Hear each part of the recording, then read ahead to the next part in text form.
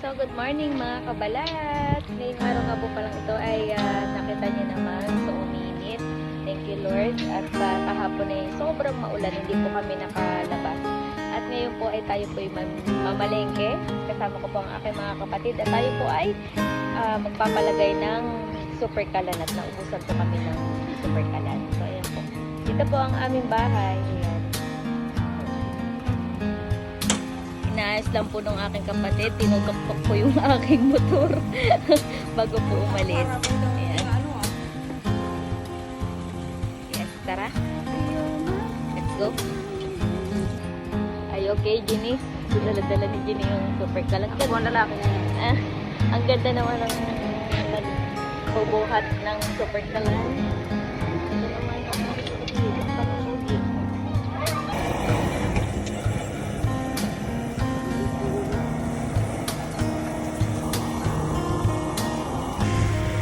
Meron na po banderitas dito. Talagang nakikita na na magpipiesta na po dito sa amin. Ayan. So, taray.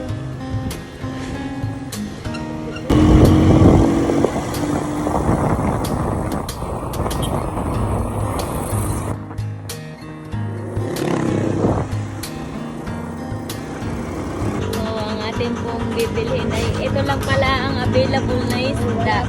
Ito po yung isdang Agos. Magkano po ang kilo?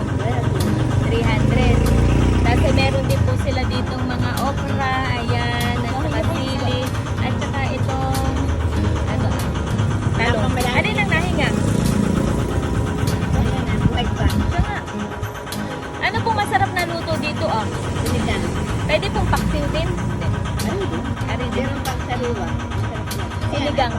Ito po paksiw. Ano po isda ito? Ayan, ay kita. Kitang. Tapos ito po ay kitang at kawapa. Hello po ate. Ito ha, nahinga pa itong isda. Itong dalawa. O, nahinga pa rin ito isa. Uhuli nga namin yan. Eh, ito po yung magkano? 300. Pareho lang ng kikilo. Ito. Kasama lang. Saka ito. Hindi may kita sa kayo. Pwede pong dalawa lang nito. Medyo malaki-laki.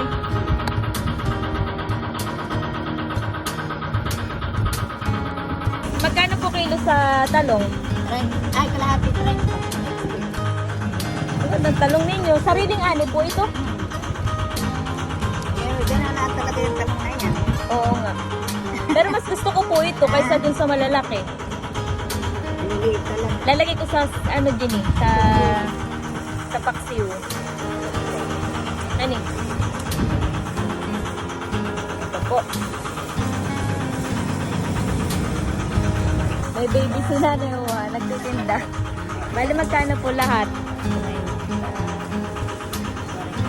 Sa'yo na, saka 60.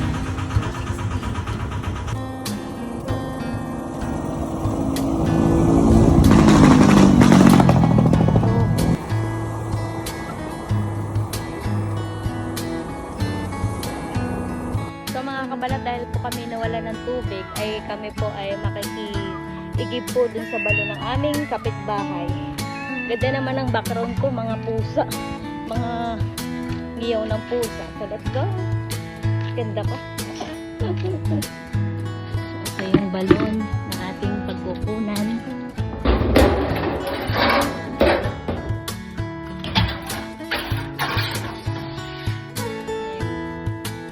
Try nyo na ba na kumuha sa ganitong balon ng tubig?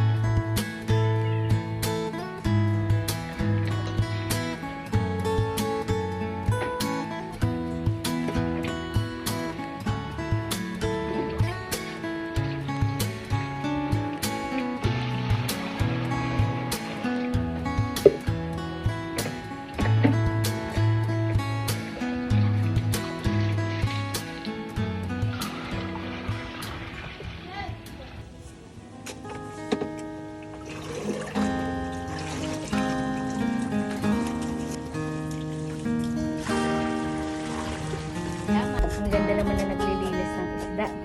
Yeah. Auto bio po.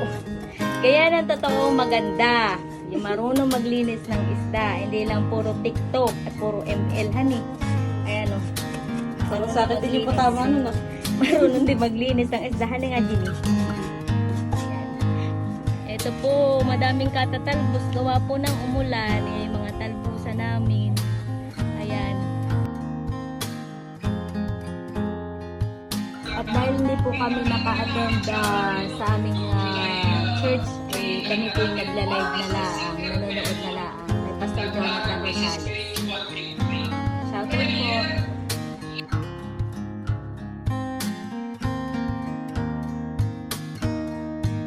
So, ito po yung aking lulutuing sinigang.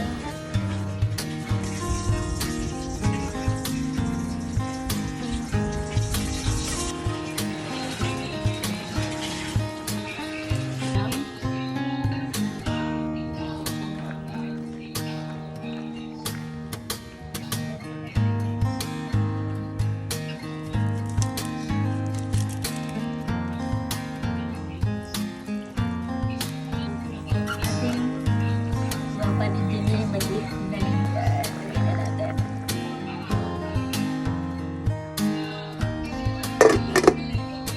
Palagyan na po natin mga kapalat itong ating talbos. At